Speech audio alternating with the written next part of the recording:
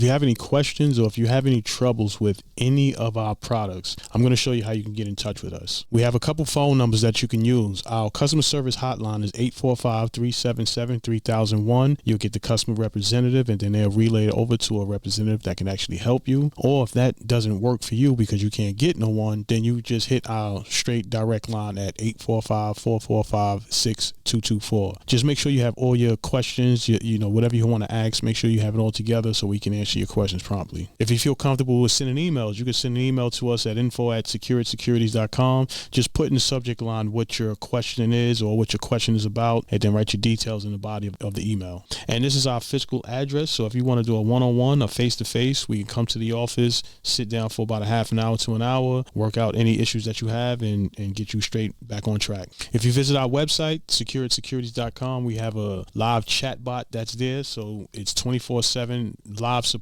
that's always there. It's usually there for the fire alarm emergencies, but if you have any questions to any of our products in the Jack and Master School of Skills, you can hit the chat box on our website. This is how you can connect with us on social media. You can follow us on all these channels. You can send your comments and questions, DMs, all that with us through social media. So I'll catch you in the next video.